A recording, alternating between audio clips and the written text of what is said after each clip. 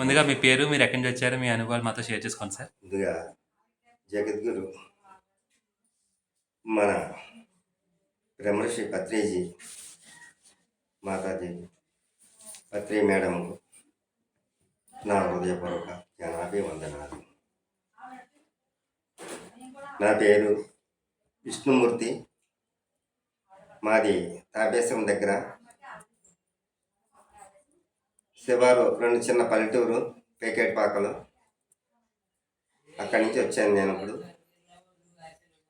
ముందు సంవత్సరం ఇక్కడ 11 రోజులు బంటిమిల్లో ఈ కార్యక్రమానికి రావాలని అనుకున్నాను.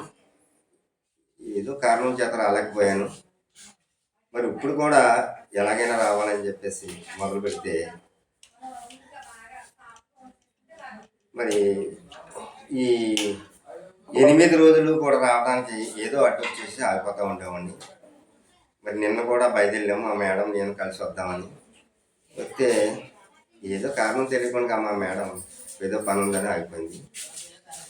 సరే అలా ఆగిపోతాం, ఎలాగా వెళ్ళాలనుకున్నప్పుడు ఎలాగైనా వెళ్ళాలి, మన పట్టుదలకి వెళ్ళాలని చెప్పేసి నేను మరి వస్తావా మేడం లేకపోతే నేను వెళ్ళిపోనా అని అడిగాను. సరే నేను తర్వాత వస్తాను, మీరు వెళ్ళిపోండి అని చెప్పేసి మా మేడం అన్నది. మీరు అలాగా అనుకుని రాలేకపోయాను, ఈ సంవత్సరం అన్న రావాలి ఇక్కడికి అని చెప్పేసి నేను కొద్దిగా టిఫిన్ చేసి వెంటనే బయలుదేరిపోయి ఎలాగ వెళ్ళాలి ఏంటని ముందు చూసుకున్నాను. ఇలాగ నరసాపురం నుంచి మరి బంటిమిల్లు వెళ్ళే బస్సులు ఉంటాయి, లేకపోతే మచిలీపట్నం వెళ్ళే బస్సు ఉంటుంది, ఆ బస్సు ఎక్కితే అక్కడ దిగుతుంది అని చెప్పేసి అక్కడ తెలిసిందండి. తెలిసాక ఇంకా అదే పని చేద్దామని చెప్పేసి పొద్దున్నే 9 గంటల బయలుదేరానండి. సరిగ్గా 12 గంటలకి మరి నర్సాపురం దిగాను. నర్సాపురం దిగాను, బంటిమిల్లి ఇక్కడ మచిలీపట్నం బస్సు బంటిమిల్లి వెళ్ళే పేరు చూశాను. 12 గంటలకు ఎక్కానండి. ఇక్కడికి పొద్దులకు 1 గంటన్నర అయింది. వస్తుండగానే మన పిరమిడ్లోకి వెళ్ళాను. చక్కగా అక్కడ ధ్యానం చేసుకున్నాను. బయట గొద్దులోకి మన 108 సంవత్సరాల గురువు గారు, మన కళ్యాణ్ రామరెడ్డి గారు, వాళ్ళ దర్శనం మాకు అయ్యింది. మరి అంతకన్నా ఏం కావాలని చెప్పేసి అక్కడ వాళ్ళకు నమస్కరించి చక్కగా మరి భోజనం చేసి హాయిగా మళ్ళీ ఇప్పుడు లైవ్ చెప్పడానికి నేను ఇక్కడ రెడీ. సో మీ అనుభవాలు చెప్పండి సార్. మీరు ఎన్ని సంవత్సరాలు ధ్యానం చేస్తాం కదా, మీ ధ్యాన పరిచయం ఎలా జరిగింది, ఏ విధంగా వచ్చారు ధ్యానంలోకి, కొద్దిగా క్లుప్తంగా చెప్పండి సార్. క్లుప్తంగా అంటే నా అనుభవాలు అయితే చాలా ఉంటాయి. ఇవన్నీ చెప్పాలంటే చాలా టైం పెట్టారు. అయితే కొంచెం చెప్తాను. అంటే నేను ధ్యానంలోకి రావడం కారణం ఏంటంటే, నాకు అసలు ధ్యానం అంటేనే ఏంటో అని ధ్యానం మీద ఎప్పుడు కూడా కదా అంతా ధ్యానానికి దూరంగా ఉండేవాడిని. మనకి మాడుగుల జగదీశ్వరి మేడం గారు వచ్చి మా పేగటిపాకలో మా రామాలయంకి వచ్చి అందరికీ కూడా ధ్యానం చేసుకోండి, మీకు అన్నీ బాగుంటాయి, ఆరోగ్యం ఆనందం, మరి మీకు ఏ దాటతో పని లేకుండా అన్నీ కూడా క్లియర్ అవుతాయని చెప్పేసి మా ఊర్లో మా జనాన్ని అందరికీ కూడా మా ఫ్రెండ్స్ అందరికీ కూడా చక్కగా ఇంటింటికి వెళ్ళి చెప్పినట్టు కాకుండా రామాలయంలోనే మాట్లాడి ఆవిడ చెప్పడం మొదలుపెట్టిందండి. సరే అందరూ కూడా చాలామంది వచ్చి కూర్చున్నారండి. నేను ఓం నమో కాళీకృష్ణ భగవాను గురువుగారి దగ్గర నేను నామం తీసుకున్నాను అనమాట. అంటే ఆయనేమో ఓంకారం ఇస్తాడు, ఓంకారంలో పూజించాలి, ఓంకారంతో ఉండాలి, ఆయనే బ్రహ్మ విష్ణు మహేశ్వరులు మొత్తం ఈ సమస్తం ఆయనే, అన్నీ ఆర్చేవాడు తీర్చేవాడు అని చెప్పేసి అని చెప్తే సరే ఏదో నమ్మాలి కదా అని చెప్పేసి ఆయన నామం తీసుకున్న కాడి నుంచి ఆయనతో ఉన్నామండి. అక్కడ కూడా యజ్ఞాలు చేస్తారండి. ఏం చేస్తారంటే మనకులాగా ధ్యానం చేయరు. అన్ని పత్రులు, అన్నీ ఆవు నెయ్యి పాలు సమస్తం పత్రి అంతా తెచ్చి ఎక్కడి నుంచో కొండల నుంచి అన్నీ తెచ్చి ఆ యజ్ఞంలో వేస్తారండి. వేసి అలాగా ఆ యజ్ఞాలు చేస్తుంటే అప్పుడు అనుకున్నాం అనమాట, ఓహో ఎవరో ఇదివరకు మహర్షులు చేసేవారు, ఇప్పుడు మన గురువుగారు చేస్తున్నారు యజ్ఞంలో మనం పాలు పంచుకోవాలి అని చెప్పేసి వాళ్ళు యజ్ఞం చేస్తుంటే వాళ్ళకి ఏది కావాలంటే అది సేవ చేసామన్నమాట. అక్కడ నాకు కొంచెం సేవ అంటే తెలీదు గానీ, ఈ పని చేస్తే మంచిది కదా! మనకి ఉన్న గొడవంతా నాకు అనవసరం అని చెప్పేసి ఆ సేవలో పాల్గొన్నాననమాటండి. ఆ అలవాటు చొప్పునే మనకిది కళ్ళు మూసుకుంటే ఏమొస్తది? కళ్ళు మూసుకుంటే ఏమొస్తది? ఏంటి ఈళ్ళ పిచ్చి కాకపోతేని అని చెప్పేసి మా ఊర్లో డ్రైవర్ గారని సత్యనారాయణ గారు ఆయన ఆర్టిస్ట్ డ్రైవర్ అండి. ఆయన పిరమిడ్ కట్టాడండి. ఒకసారి పిరమిడ్‌లో కూర్చోడానికి రమ్మన్నారండి. రమ్మంటే సరే పెద్ద ఆయన బావగారవుతారు. పెద్దాయన చెప్పాడు కదా! ఎళ్లి కూర్చుంటే ఏం పోయిందని చెప్పేసి ఎళ్లి కూర్చున్నానండి. కానీ ఆ పిరమిడ్‌లో కూర్చోలేకపోయానండి. కూర్చోలేకపోయాను. ఎప్పుడు వెళ్ళిపోదాం అని చెప్పేసి. మరి నేను జరిగింది చెప్తున్నానండి. అయితే ఆళ్ళు ఒక గంట, గంటన్నర ధ్యానం చేసి డైలీ సాయంత్రం మాట చేయిస్తా ఉంటారన్నమాట అండి. లేచిపోయారండి. లేచిపోతుంటే నేను మళ్ళీ ఈయన కనపడితే మళ్ళీ నన్ను మళ్ళీ కూర్చోబెడతారు, తీసుకెళ్తారని మళ్ళీ ఆయన కనపడలేదండి. అలాగా 2006లో వచ్చారండి మేడం గారు, జగదీశ్వరి మేడం గారు. మళ్ళీ అప్పటి నుంచి ధ్యానం మొదలుపెట్టి 2012లో వద్దులకి నేను ధ్యానంలోకి ఎందుకైతే రావాలో అని చెప్పేసి నాకు స్టార్ట్ వచ్చినట్టుందండి. అప్పుడు ఇంకా మేము గురువు గారి దగ్గర ఉన్నా కానీ సద్గురువు అండి ఆయన కాళీకృష్ణ భగవాన్ అంటే. ఇంకేం చేయాలి నేను నాకు ధ్యానంలో ముందనమాట అండి ఇది. ధ్యానానికి ముందు. ఇంక సరే ఈ ఈ కార్యక్రమంలో మరి మనం చెయ్యాలి కదా! అని చెప్పేసి అనుకోకుండా అక్కడ అన్నీ బాగానే ఉన్నాయి గానండి. గురువుగారు చెప్పినయన్నీ కూడా నువ్వు శాకాహారం తినాలి. నువ్వు మౌనంగా ఉండాలి. ఆహ్, మరి ఎవరిని కూడా ఏ మాట అనకూడదు. చాలా మరి ఎంత మౌనంగా ఉంటే అంత మంచిది అని చెప్పి గురువుగారు చెప్పారండి. గురువుగారు చెప్పిందొకటి అక్కడ పుస్తకాల్లో కూడా రాశారండి. గోడల మీద కూడా పెద్ద పెద్ద అక్షరాలతో రాశారు. శాకాహారి అయి ఉండాలని. ఎవరు కూడా శాకాహారి ఉండాలన్న ధ్యాస లేదండి అక్కడ ఎవరికైనా గట్టిగాని. మేము కూడా శాకాహారి అవ్వలేకపోయి ఉండాం. 10 సంవత్సరాలు ఉన్నామండి అందులో. 1 సంవత్సరం, 2 సంవత్సరాలు మా పిల్లలు చిన్న పిల్లలండి. ఒక అమ్మాయి, అబ్బాయి. ఆ పిల్లల్ని తీసుకెళ్ళి ఆ నామం కాడ చేసేవాళ్ళు అండి. అక్కడ ఉన్నంత సేపు శాకాహారులే. బయటకొచ్చేత్తే మళ్ళీ అయ్యప్ప మాల వేసుకున్నట్టు తీసేత్తే మళ్ళీ మామూలు మొదలెట్టేత్తాం కదా! అలాగా చేసేవాళ్ళనమాట. నాకు అప్పుడు బాధ కలిగేది లోపల. మా మేడం కూడా ఏదన్నా తెచ్చి ఇలా చేత్తే తప్పు కదా! ఇలా చేయొచ్చా మనం అనుకునేది కాకపోతే తప్పదని ఉండేసిందావిడ. ఇలా జరుగుతూ ఉండేదండి.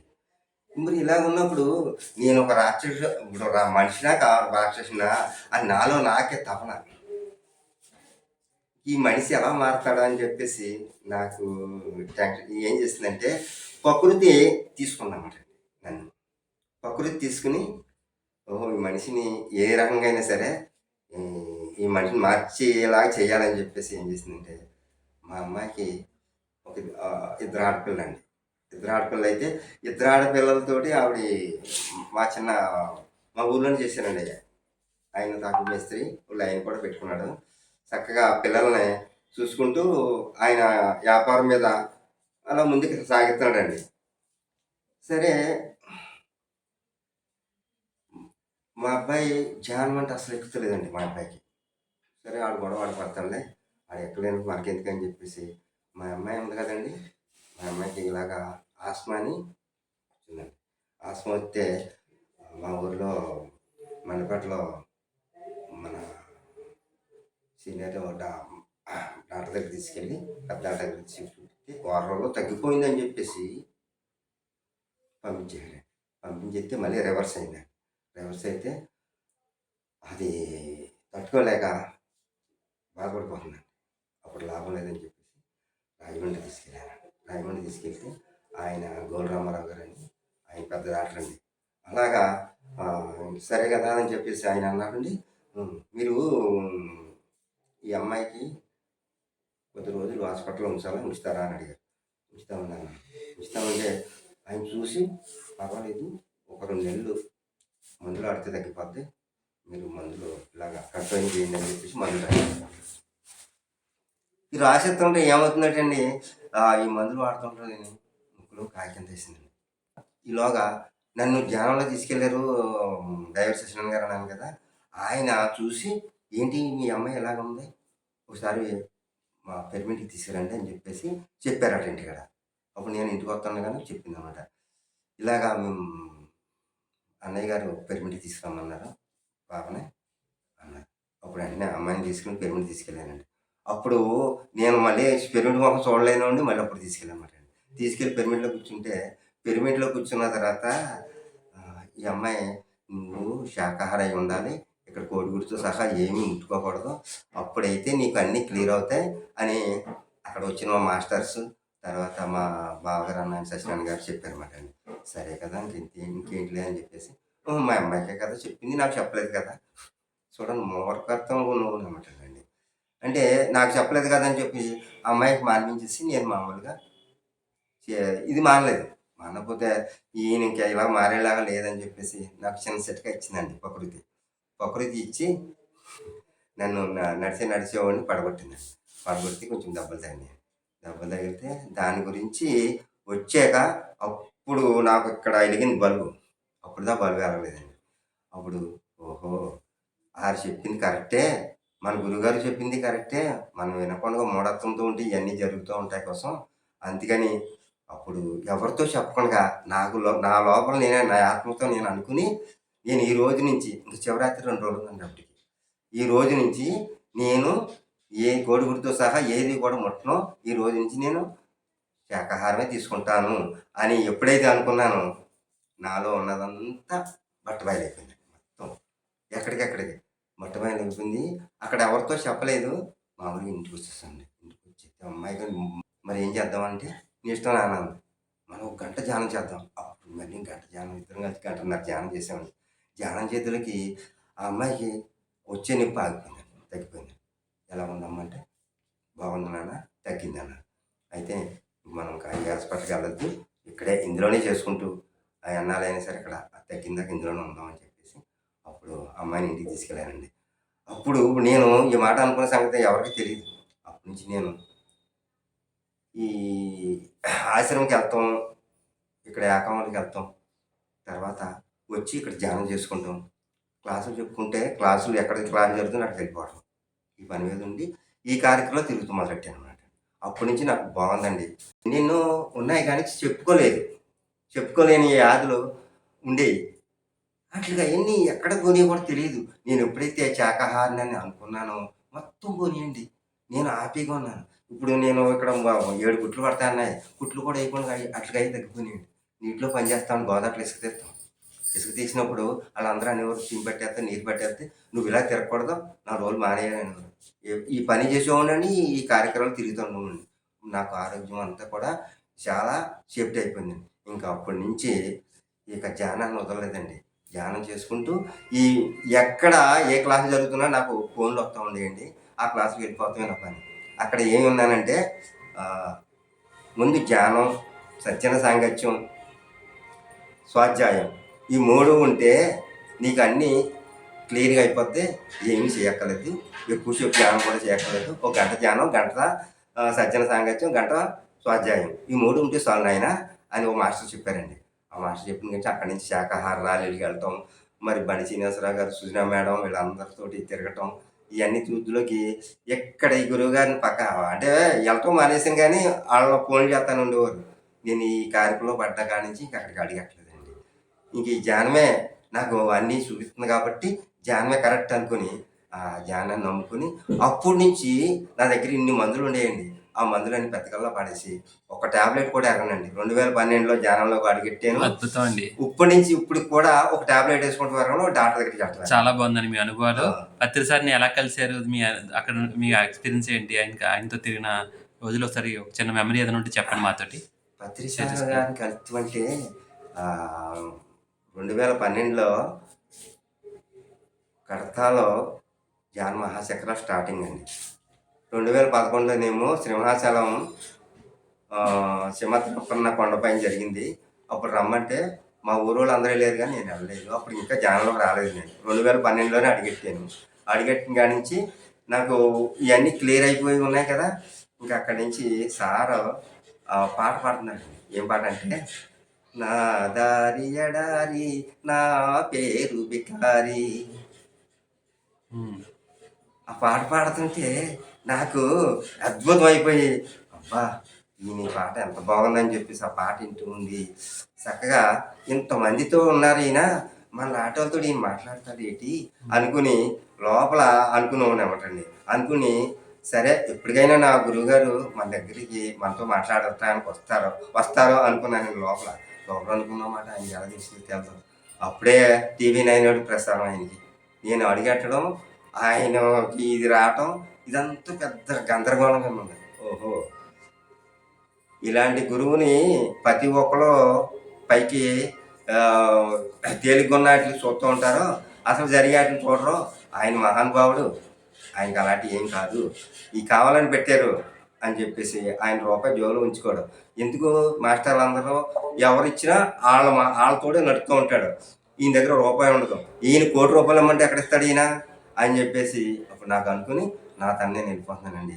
నేను ఈ కార్యక్రమం మొదలండి 2012 నుంచి అక్కడ ధ్యాన మహాచక్రాలకి ఎప్పుడు వెళ్ళినా సరే నేను వచ్చానంటే లాస్ట్ వరకు ఉండి ఆ కార్యక్రమం పూర్తయిన తర్వాత అప్పుడు వెళ్తూ ఉంటాను అండి. చాలా బాగుంది. ఇప్పటికి బాగలేదండి నేను.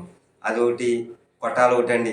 అది కార్యక్రమం మొదలుపెట్టిన తర్వాత 3 రోజులు ప్రతి పండక్కి మన ఇంటికాడ ఉంటే ఏమవుతుంది గడిగుడ్డు అని చెప్పేసి అక్కడికి వెళ్ళిపోవటం. ఆ కార్యక్రమాలు అందరితో సరదాగా ఆటతో పాటలతోటి చక్కగా ఉంటాం. ఇవన్నీ చాలా అనుభవాలండి. చాలా అద్భుతంగా ఉందండి. మీ అనుభవాలన్నీ వింటుంటే చాలా ఆనందంగా, ఆహ్లాదంగా అనిపిస్తుందండి. మీ యొక్క అనుభవాలు మా అహింస మెడిటేషన్ ఛానల్తో పంచుకున్నందుకు చాలా కృతజ్ఞతలండి. ధన్యవాదాలు.